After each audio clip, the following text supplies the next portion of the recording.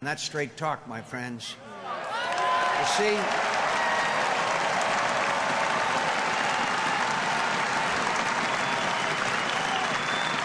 when it comes to growing the economy and protecting you from the corruption of Wall Street and Washington, Senator Obama just doesn't get it. Americans have had enough of business as usual. Americans have had enough of the cozy relationships between politicians and power brokers. The days of me first, country second will end on November 4th with me and with Governor Sarah Palin.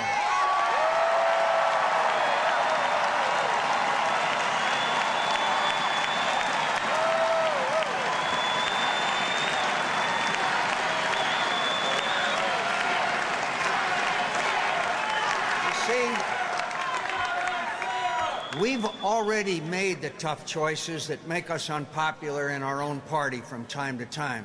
I was not elected Miss Congeniality again this year in the United States Senate. We'll never forget who we work for. We work for you. And that's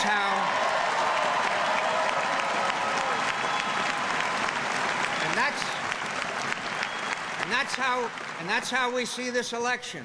Country first or Obama first. And I have a feeling. Country first, country first, country first, country first, country first, country first, country first,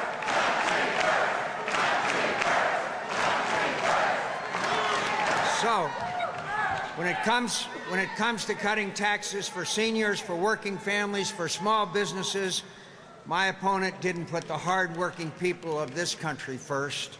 When it came time to support our troops fighting to protect our freedoms and way of life, my opponent said he'd never deprive them of the funds they needed to fight, and then he did just that.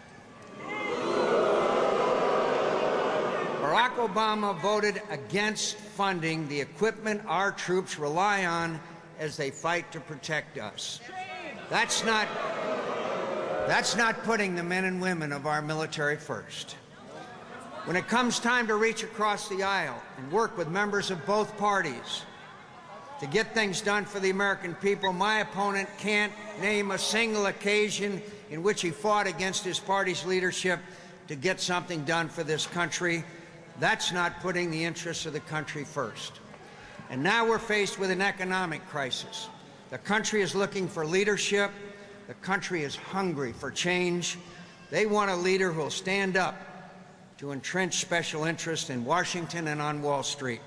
They deserve a president who knows when to put politics aside and act in the best interests of our nation, and the choice is clear. And you have my word, I will always put my country first.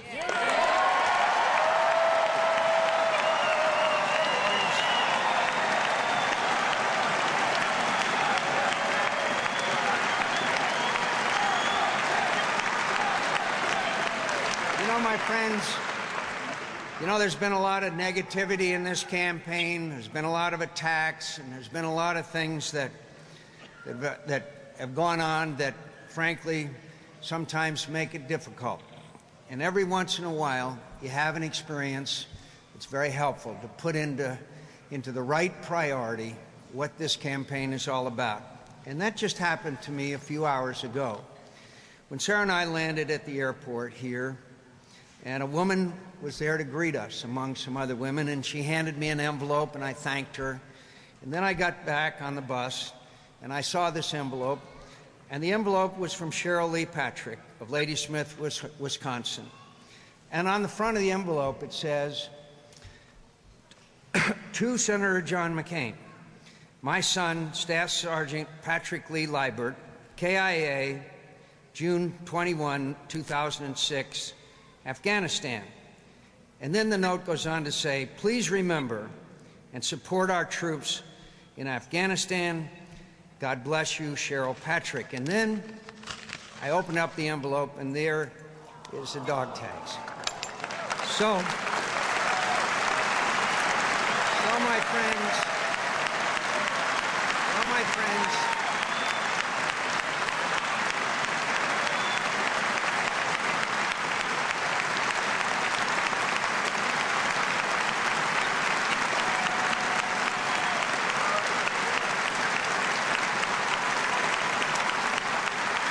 friends, Cheryl Lee Patrick, our hearts, our thoughts, and our prayers go out to her and all the families who have made such a great sacrifice. And I will do everything I can, and I know that I can make sure that his sacrifice was not in vain, because I will always put my country first. Thank you, and God bless you.